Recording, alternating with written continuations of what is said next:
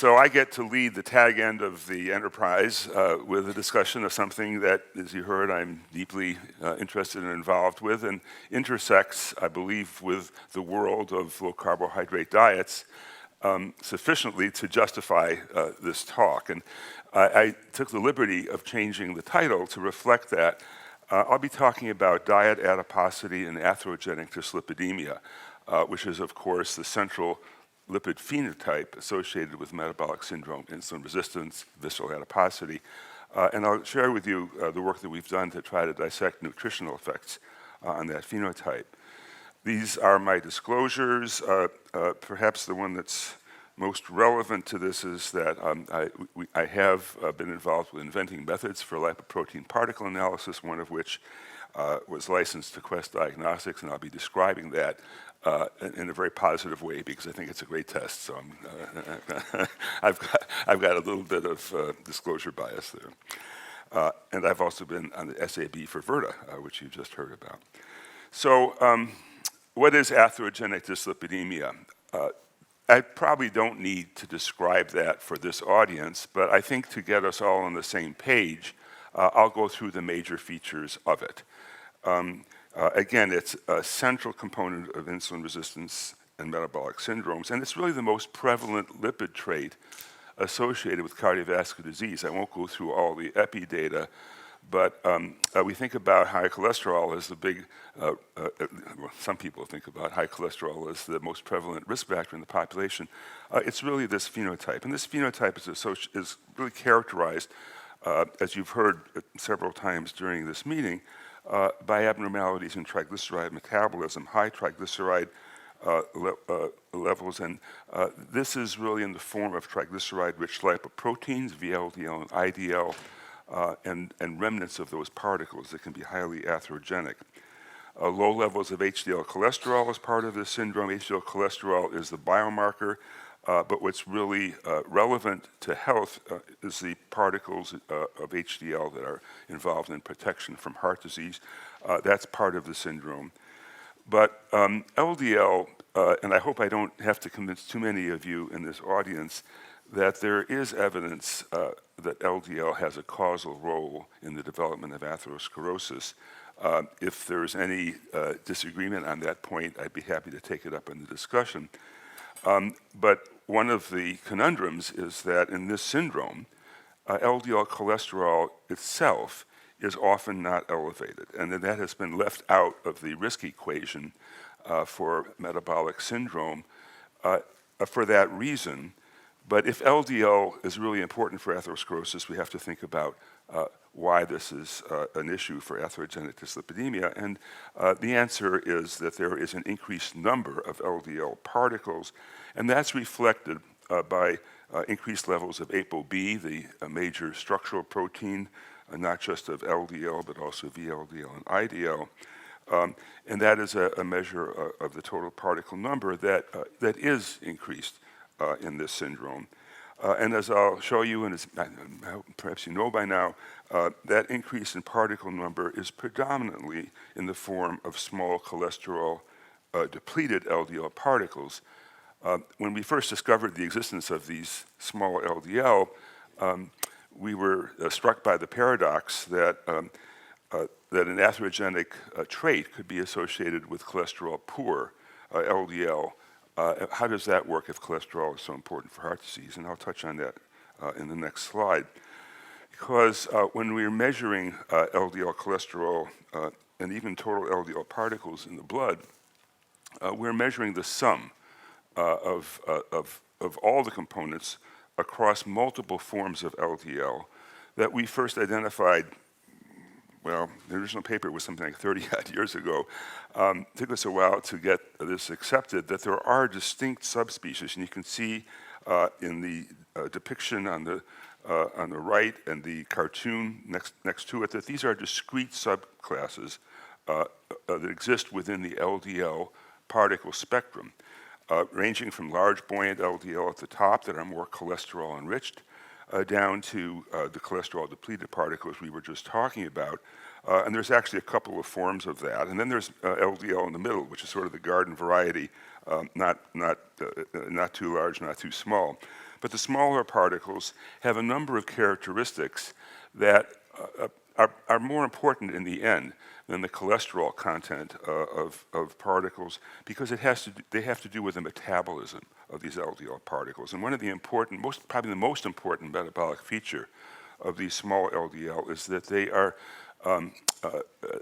less avidly cleared by LDL receptors. They have structural changes that render them more resistant to hepatic LDL receptor-mediated clearance from the blood. And as I'll show in a schematic in a few minutes, that can result in increased plasma residence time, and that's a bad thing. The residence time of these lipoprotein particles, be they LDL or even VLDL and IDL, is a parameter we can't measure clinically easily, but by understanding the underlying biology, we can help clarify a little bit some of the relationships that we see in the clinic. Once the particles wind up in the artery, they tend to be retained more avidly. These smaller particles have properties that cause them to bind more tightly to arterial proteoglycans. And we understand some of the reasons for that. Again, it has to do with conformational and compositional changes in the surface of the LDL.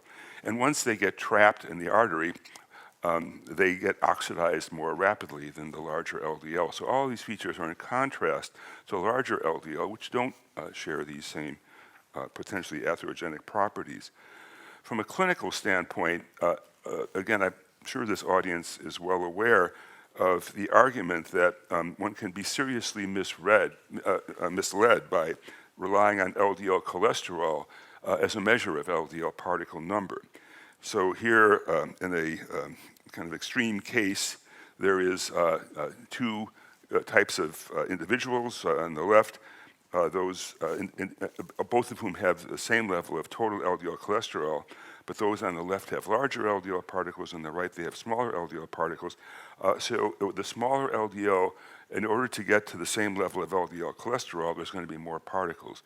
So again, at any given LDL cholesterol level, there's going to be more small LDL particles, and that's also associated with higher levels of ApoB. So LDL cholesterol fails in situations where particle size is at the extreme, either high or low, and that involves a large percentage of the population. In fact, that discrepancy has been studied in relation to cardiovascular outcomes. Obviously, people like me are interested not just in the biology, but in the clinical consequences, and we have to rely on studies where measurements are available. And several years ago, Mike Davidson put together data from studies in which LDL particle concentration, and now measuring total LDL particles as a simple measure. Again, these are mostly situations where the small LDL count for the total LDL particles. But if the total LDL particle number is high, shown in the red line, and LDL cholesterol is not so high, there is a higher cumulative incidence of heart disease risk than in either when they're not discordant, when the LDL particle and cholesterol concentrations are more consistent, or more extreme on the blue line, where there is a discrepancy in the opposite direction.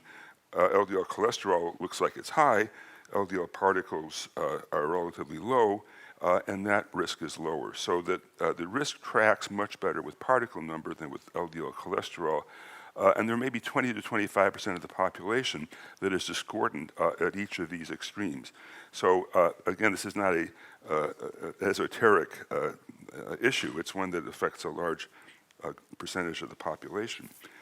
So do we have direct evidence that there is a difference in the atherogenic potential, in the potential of larger versus smaller LDL particles to affect cardiovascular outcomes?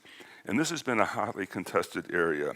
There's been a lot of uncertainty and debate about whether the measurement of small versus large LDL adds any information to the standard lipid measurements.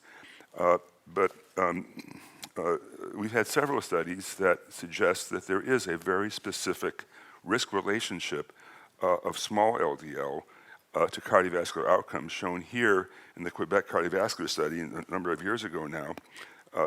in that they divided the population into tertiles, T1, T2, T3, of a small LDL, and the relative risk for heart disease goes linearly up. And over this 13-year follow-up, in contrast, levels of large LDL had no predictive value at all. You couldn't ask for a more binary result, pointing the finger at the atherogenicity within the LDL particle distribution of smaller LDL. Well, is this an isolated property of the Quebec's genetic background, or is this more generalizable? And in the last several years, actually it's already, 4 years ago now, there were 2 studies that appeared in the journal ATVB that using a newer technique for measuring small and large LDL by their cholesterol content, which is correlated with their particle concentration. And on the left is the relationship of heart disease risk to quartiles of small dense LDL, going from lowest to highest, the dotted line to the solid line, and there is a progressive increase in risk. It's a linear relationship, again, with small LDL levels. And again, just like in the Quebec study, absolutely zero relationship with large LDL. And there was a second study that appeared in ATVB along the same line. This was from a large study called ERIC, 11,000 people. The second one was from MESA, which had about 7,000 people, I think. And in both cases, and in fact, this is results from the MESA study. In both cases, these effects on risk were independent of total LDL cholesterol. So the total LDL cholesterol does not give information that relates to the true atherogenic species within the LDL, which should be measured if you want to really get something more specific, as small LDL versus large LDL. And this shows, again, across quartiles of small LDL cholesterol, the relative risk. If your total LDL is less than 100, total LDL cholesterol is less than 100 versus higher than 100, the relative risk is essentially identical. So, so these observations collectively, this is where I'm going to stop talking about the atherogenicity of these particles, because I feel that it's been well enough established now that these small LDL are important markers of risk, and I'll try to explain why they may be actually considered important causal factors on risk. Before doing so, I'm going to give my pitch for the ion mobility test, which we developed as a way of quantitating particles as a function of their size across the entire range of lipoprotein particles, shown on the right from HDL, small and large LDL, remnant particles of VLDL. We can measure everything quite accurately and with quite high resolution. And this test, as I mentioned, is available in Quest Diagnostics. And we used it for a few studies, one of which was referred to by Dr. Finney, the Jupiter trial, with a collaboration with Paul Ritker and Sami Amora and their group, in which we looked at the placebo arm in particular, at looking at their baseline lipoprotein profile to determine what effect that might have over the course of this trial on cardiac outcomes. And this was a pretty sizable number, 5,600 individuals in this arm. And these are the results going from left to right. The relative risk for adverse cardiovascular outcomes was in 3 different categories. Large and medium VLDL was the first one on the left, medium and small LDL in the middle, and then the category of very small LDL also popped up because of, again, this high resolution technique. So we have a profile that is at least associated with adverse cardiovascular outcomes that includes these small LDL, and it also includes these VLDL particles, which are very much part of the pathways I'll show that relates to the generation of smaller and very small LDL. I decided to include a slide having to do with the report that people get from Quest. And again, I've given my disclosure. I actually wasn't responsible for developing Quest's report of the data shown here. But people tend to be a little confused and overwhelmed sometimes by all of the measurements that are available.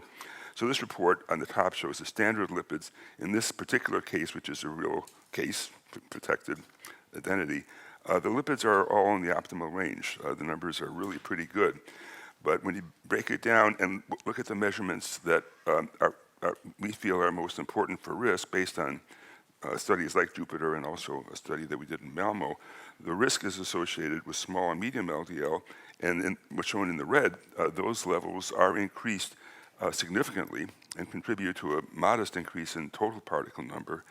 And those are the measurements that really count. So although we can measure many, many components in the lipoprotein profile, it's these three that I think count the most in clinical practice and decision-making and help to identify risk that's kind of subterranean, that's below the discrimination level of standard lipid tests, which should have clinical value in deciding on how aggressive to be in lipid lowering.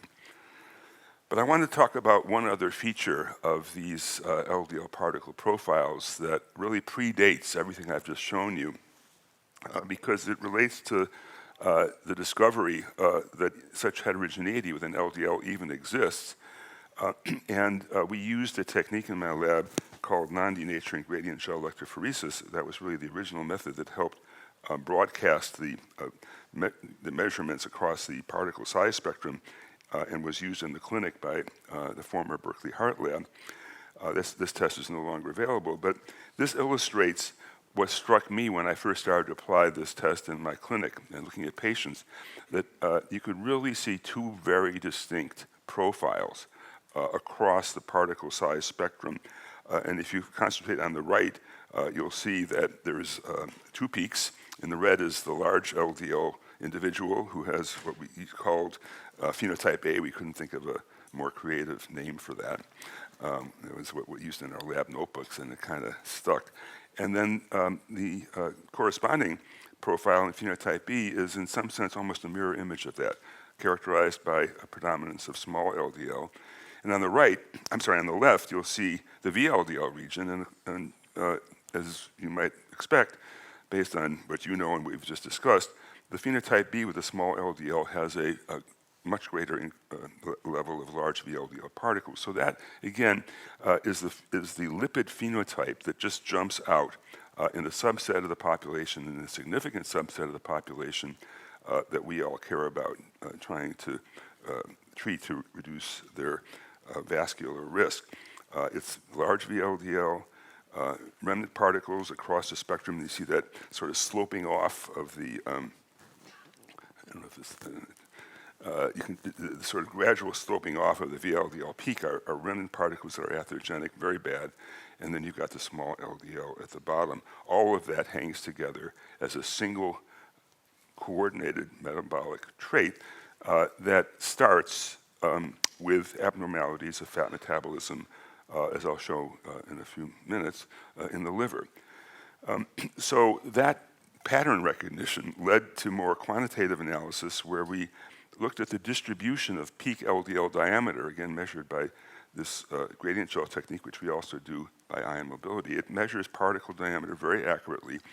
And in every population that we've applied either of these techniques to, we consistently see a bimodal distribution of LDL particle size. It's absolutely there. And it really tells us that you can't look at the LDL as a continuous distribution. There are discrete subsets of the population here characterized by their LDL particle size that represent rather distinct phenotypes. And what they allow us to do, again, the smaller ones are the pattern B people and the larger ones are the pattern A people. We can divide it at the antimode into these two subgroups. And then we look at their lipid levels. And what we see? Well, we see the triglyceride levels are higher in the Bs, the HDL cholesterol is lower, the LDL cholesterol is identical, but the ApoB is higher. So that trait of the phenotype Bs is really, again, a definition of atherogenic dyslipidemia from a lipid standpoint that really is generated by a metabolic phenotype that comprises this whole spectrum of particles and is characterized and denoted by the end result of that pathway, which is small LDL particles. So let me illustrate schematically how I envision this discreteness to originate. I think there's a lot of reason to implicate the liver and the hepatic triglyceride pool. We heard earlier about the key role that Sam Klein played in showing that hepatic fat is an important determinant of many abnormal metabolic features connected with insulin resistance and dyslipidemia. And so if the hepatic triglyceride pool is low, what comes out are smaller triglyceride poor VLDL particles that can be very readily hydrolyzed, yielding larger LDL. So it's, again, a little bit counterintuitive, but less triglyceride, relatively more cholesterol. Those larger LDL products of this pathway are known to have a very high affinity for LDL receptors. So overall, this pathway, when it's operating smoothly, is delivering the LDL, hydrolyzing the triglyceride with lipoprotein lipase, that's the LPL, down to the LDL. The LDL are cleared. So the healthy phenotype is one where things are moving along rapidly. Now, we can't measure the kinetics in all of our patients, but that has been done. I'll show you the corollary pathway, which is this discrete atherogenic dyslipidemic pathway, which we think arises from discrete packaging of triglyceride onto nascent VLDL particles in the liver. There's a two-step process where nascent VLDL, which are triglyceride poor, would take on a big lipid droplet if the liver needs to discharge more triglyceride. That's how it comes out, on large VLDL particles. And those particles have characteristics that I won't have time to go into all the details of that render them relatively less capable of being cleared out of the circulation, and they wind up in the slow pathway yielding the small LDL. And again, this is phenotype B versus A. And these particles have reduced plasma clearance. Their residence time is 60% longer than large LDL. This is work published a year or so ago. So they're hanging around longer, and that's because they have these, the whole pathway is a slow motion version that allows these particles to have greater exposure to the arteries. Now, triglyceride levels are a reasonably good index of the LDL size phenotypes, but you can see those relationships are not perfect. Somewhere around triglyceride of 130 is where one goes from the small LDL group on the right to the large LDL group on the left, but it's not a perfect match, and triglycerides are therefore imperfect as a way of pinning down the LDL phenotype. In fact, if one looks at the standard lipid levels, what does one see for both LDL cholesterol and triglyceride as markers for these different sized particles? LDL cholesterol is actually correlated mostly with large and medium LDL, whereas triglyceride shows a progressive increase, as again you might expect from everything we've discussed, with small and very small. So these are, again, two different phenotypes that are denoted in simplistic terms in the plasma lipid result, but they are, again, imperfect markers for the particle concentrations. Now, this is a conference that has to do with weight, so I do think it's useful to point out, and this is data, unpublished data from a number of studies that we've carried out relating body mass index, the crude index of adiposity, to phenotype B, so there is a pretty strong linear relationship. And we carried out a study a few years ago in which we took people who were on the high side of the BMI, who had average BMIs in the overweight range, greater than 25, and looked at the prevalence of phenotype B at baseline, that's the yellow line.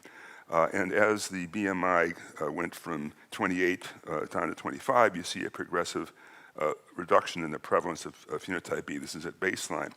Then we put everybody on a 1,000 kilocalorie deficit, 9 weeks of weight loss, 4 weeks of stabilization. And the blue line shows the results, that we got people past that dotted line threshold down to lower BMIs. And look what happened. The prevalence of phenotype B in those that achieved the lower BMI went down to 10%. So this was a reversal of that dichotomous phenotype, and it was, again, really a quantum change. So that's weight loss, and I'll come back to the weight issue in just a moment. What about dietary composition? Well, I won't give you all the details of how I managed to wind up doing these earlier studies. We actually thought that low-fat diets were good years ago, so we fed low-fat, high-carbohydrate diets in a number of studies. In this case, high-carb, 65% versus 45, low-fat, 20 versus 40, and look at, this is the composite data, as the carbohydrate intake went up, the small and very small LDL concentrations went up dramatically. So this was a low-carb, a low-fat, high-carb effect in eliciting increases in these small particles. And if we carried that out across, again, a range of studies looking where we varied the carbohydrate content across a broad range, shown by the blue dots between 40% and 80%, there's a linear relationship with the prevalence of phenotype B. The upper line is in men. The lower line is in women. Women tend to be protected from this phenotype. That's a whole other area for discussion. May contribute to some degree to their cardiovascular protection. And so the question is, would there be therapeutic benefit to shifting that phenotype down out of the phenotype B range? So in another study, we deliberately aimed to do that by starting with a population of overweight men, this happened to be overweight men, middle-aged men with, who had a prevalence of phenotype B of almost 50%, and put them on a lower carbohydrate diet from 54% down to 39%, and saw a substantial reversal of that phenotype, again, in a quantum way, flipping out of that phenotype B mode. And in that study, we actually had 3 levels of carbohydrate. And this shows the results for the different LDL fractions at those 3 carbohydrate levels, 26%, 39%, and 54%, which I just showed you. And total LDL concentration, as well as small LDL on the right, dropped dramatically as the carb content was reduced, as expected. But we also had a second arm in this study, which was at the lower carbohydrate level to feed low versus high saturated fat, something like 8% on the low saturated fat versus 15% on the high. And the red bars represent that effect. And the effect is on total LDL, but primarily larger LDL particles that are more responsive to saturated fat. And this is something we've seen repeatedly. So when LDL goes up on high saturated fat, it's mainly the large LDL, whereas the effect of saturated fat on small LDL is non-existent. The reduction we see in small LDL with low carb is independent of saturated fat intake. So carb determines the small LDL, and saturated fat determines the large LDL. And if we take these 3 carbohydrate levels and look at, again, the prevalence of phenotype B, there is this linear relationship, lower carb, lesser prevalence of phenotype B.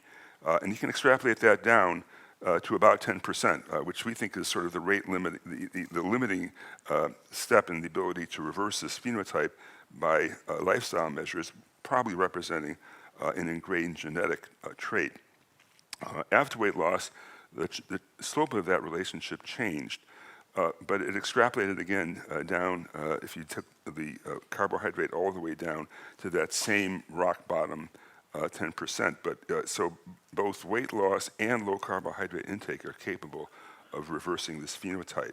And the convergent effect suggests that there may be some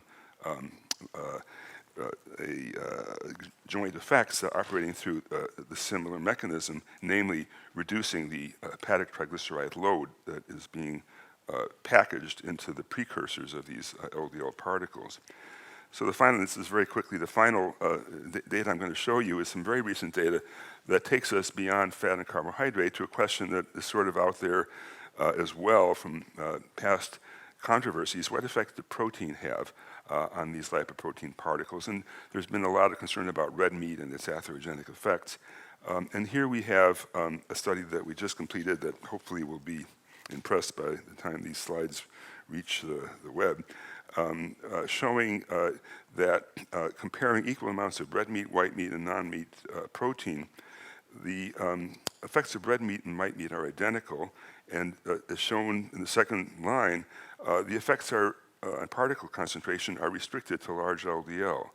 So compared with non-meat, that is a vegetable protein diet at the same level of protein, which is about 24%. So these are modestly high protein levels, but they're designed to test an effect which we think does enter into dietary considerations in some people who are high meat consumers, that it's the large LDL that are affected. We, again, had low versus high saturated fat, and the bottom line of this table is that saturated fat also affected the large LDL, again shown in orange, and the effects of saturated fat and meat protein were additive. So this adds another dimension that we're just trying to think about the clinical consequences of. And I've summarized them here. I don't think we need to go through all of the text in view of the time, but I think both protein composition and saturated fat can have additive effects on larger LDL particles that yield a higher LDL cholesterol, but may not carry the kind of risk that would be implicated from the LDL cholesterol, because it's the larger LDL that are affected, not the smaller ones. So the small LDL phenotype is a marker for this common atherogenic dyslipidemia, but it's also, I hope you will think of this as a pathogenic component of this syndrome. And lowering carb intake as well as adiposity can lower the expression of this pathway. And since LDL is involved as a causal factor in atherosclerosis, a lifestyle approach that employs low carb intake is likely to confer clinical benefit on CVD, in part through reduction of small LDL. I won't repeat the protein conclusions here, but the message really is we can modify this phenotype of diet and weight loss in a way that I think is very likely to contribute to cardiovascular benefits of lower carbohydrate diets. So these are my thanks to the colleagues in the group that have helped generate all these data. And thank you for your attention.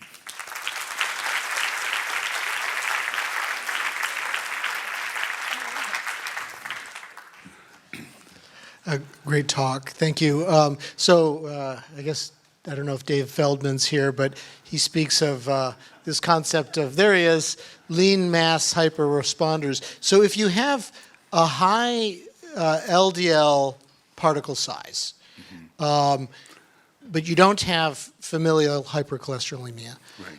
and you have low triglycerides and low HDL, and low CRP, Right. should you be on a statin? Right. So if the N of 1 corresponds to all the data I showed regarding the differential risk associated with large versus small LDL, the answer would be no. That person would correspond to a situation where the LDL particles are not reflecting risk. So in theory, But if they're small, numerous particles. if they were small, I would. Oh, is that what you were asking? Yeah, I'm sorry. You've got low triglycerides. If they low happen to be HDL, small, I see. Low CRP, Okay. low insulin All right. resistance. Okay. But you've got a lot of relatively small particles. Oh, I see. It's the other way around. So now we're down to anecdotal experience, of which I have a lot. Okay, and I can tell you that there are people that I've seen who are in exactly that category, who have a strong family history of cardiovascular disease, who have a small LDL trait that's not reversible by weight loss and carb restriction. There are people that show up with this trait. And everything else looks good. Yes, and they have a strong family history, and I treat them because I'm worried about them. That's all I can say. Ron, the red meat and the white meat saturated fat story, I think, it plays out very nicely, and I understand it completely. The big issue is the dairy saturated fat story. As you know, Darish Mosafarian and several other people have now noticed that we're talking in dairy saturated fat about odd chain fatty acids, C15 and C17, with a different phospholipid signature, which appears to confer protection against type 2 diabetes and possibly cardiovascular disease as well. Right. What is the metabolic pathway for these odd chain fatty acids? How does it fit into this? And can you see it on a standard lab panel? The answer to your last question is no. You can't see it on the standard lab panel. It does, as I think you've indicated, the add-chain fatty acids are really a marker for dairy intake because those C15, C17 are relatively unique to dairy fat, so measuring them is a marker for dairy intake. And we don't know how they fit into these pathways, but they may just be markers for the food itself, which, as was discussed in regards to the Pierce study and others, there may be qualities of dairy foods that are associated with protection, and these are markers of intake and not necessarily in the causal pathway. That's as far as I would take the speculation on that. Okay, so it's a marker, I but consider not it a cause. I consider it a marker for a food that has been associated with that lower risk, as you described.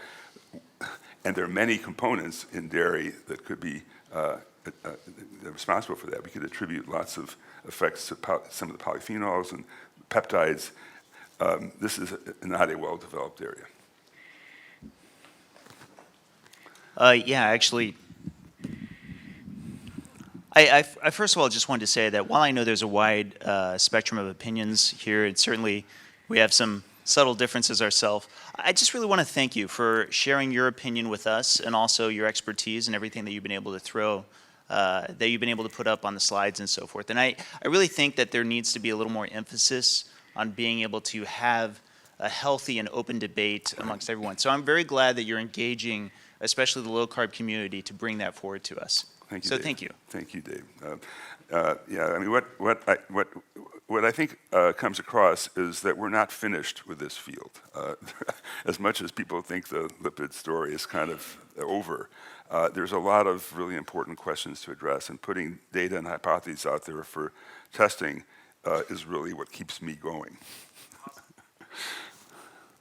Hey, so there's kind of a lack of clarity on a lot of the particular mechanistic causes. Like, I thoroughly agree that there's a strong association, but my question would be, like, to what extent is this pattern B atherogenic pattern indicative of hyperinsulinemia, and how well would that correlate? And if my hypothesis were that the pattern B is exclusively a downstream result of hyperinsulinemia, you know, where could we kind of address that hypothesis Right. and tie it into the actual cause of? The cause is a more difficult challenge, but the causality of insulin resistance, I think, can be addressed rather simply by data that I didn't have time to show.